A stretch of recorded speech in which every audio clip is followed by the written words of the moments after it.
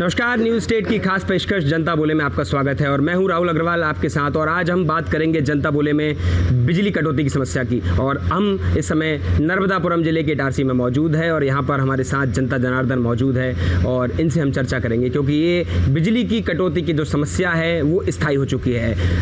1 2 दिन 4 दिन 5 दिन 6 दिन नहीं, ये लगभग 2 महीने से लोग बिजली की समस्या से बेहाल हैं। और प्रचंड गर्मी में अगर बिजली चली जाए और रात भर बिजली ना आए तो जनता से पूछिए कि उनका क्या हाल होता है। हमारे साथ बहुत सारे प्रबुद्धजन यहाँ पर मौजूद हैं, इस जिले के निवासी हैं और सबसे बड़ी बात है बिजली उपभोक्ता हैं और लाखों रुपए सालाना बिजली कंपनी को ये अदा करते हैं ताकि इन्हें सुविधाएं मिलें।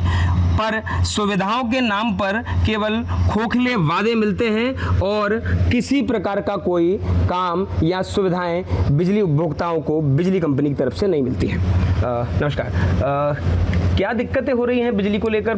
देखा जा रहा है कि कुछ समय से बिजली से लोग त्रस्त हैं, बिजली कटौती से। क्या दिक्कत है? जी देखिए, बिल्कुल व्यवस्था के नाम पर अगर बिजली विभाग की बोले तो ये बहुत बड़ी कमजोरी है। इतना बड़ा डिवीज़न है, एक इटारसी डिवीज़न में लगभग 392 ट्रांसफार्मर है और 28,000 उपभोक्ता हैं। इतनी बड़ी आबादी यहाँ पर उपभोक्ताओं की है जिनसे लाखों रुपए का रेवेन्यू बिजली विभाग को मिलता है, लेकिन जिस हिसाब से विभाग को व्यवस्थाएं करनी चाहिए उन व्यवस्थाओं पर विभाग का फोकस नहीं है। छोटी छोटी कमियां हैं ट्रांसफार्मर पर, जैसे लोड ज़्यादा है, जो उपकरण में सामग्री आदि डाली जाती है उनकी क्वालिटी अच्छी नहीं है, उनका मेंटेनेंस नहीं होता है। जरा में लाइटें जाती है तो 1-1 घंटा 1.5 घंटा लाइट गोल रही थी। तो कुल मिलाकर सारी व्यवस्थाएं प्रभावित होती है, आम आदमी परेशान होता है, बच्चों की स्टडी प्रभावित होती है, लोगों के काम धंधे सफ़र करते हैं। और सबसे महत्वपूर्ण बात यह है कि डिजिटलाइजेशन के इस पीरियड में जब बिजली विभाग के पास सारी व्यवस्थाएं हैं, लेकिन जो कंज्यूमर अपनी समस्या अगर कहीं रखना चाहता है तो उनका प्रॉपर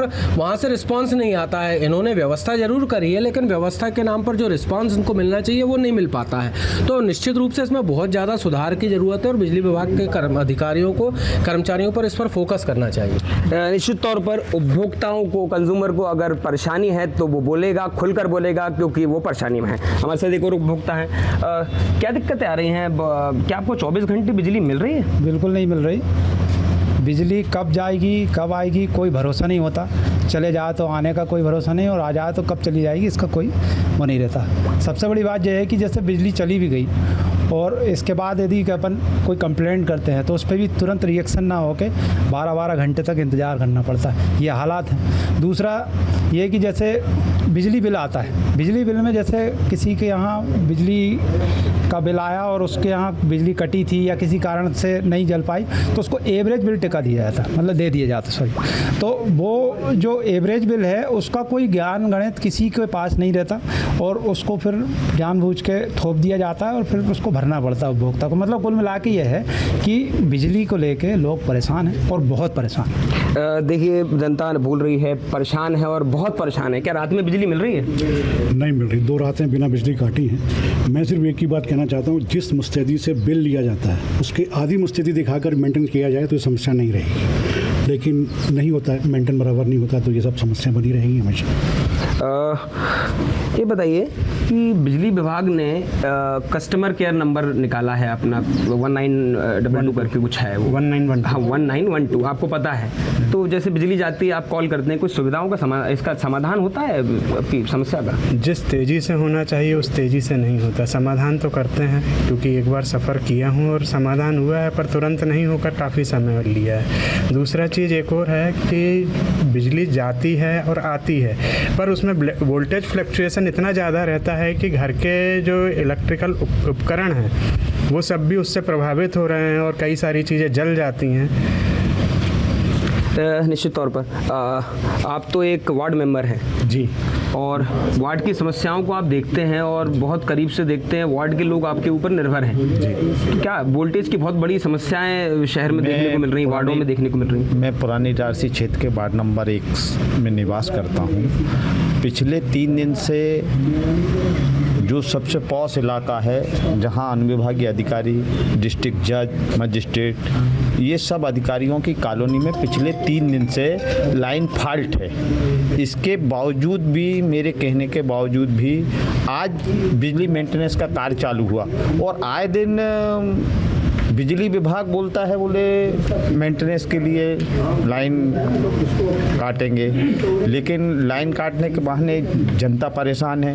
रात को 12-12, 2-2 बजे तक महिलाएं रोड पे घूमती रहती हैं और डेली का नियम है, डेली लाइट जाती है, जिससे बाढ़वासी बहुत परेशान हैं। पुराने इटारसी क्षेत्र के मैं एक घटना बताता हूँ, परसों 3 दिन पहले की।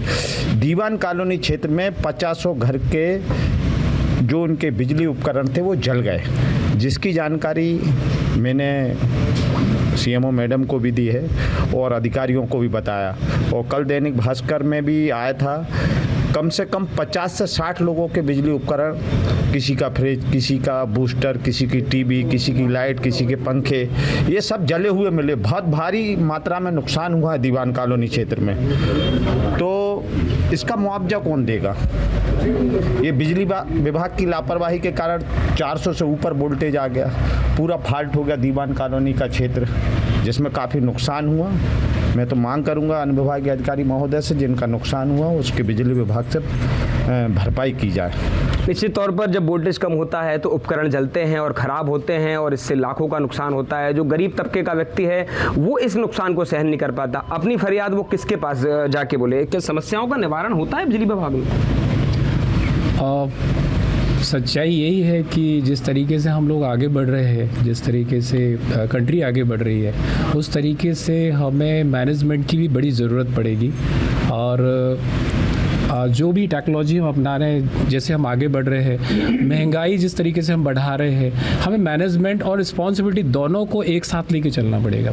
अगर नहीं करेंगे तो जैसा अभी सर ने बताया कि कहीं पर कुछ ऐसा ओवर वोल्टेज के कारण कुछ इंस्ट्रूमेंट है वो उड़ गए, ये चलता ही रहेगा। लेकिन किसी को तो रिस्पॉन्सिबिलिटी लेनी ही पड़ेगी ना। अगर नहीं लेंगे तो फिर ये आए दिन चलता ही रहेगा, कोई ना कोई परेशान होता रहेगा।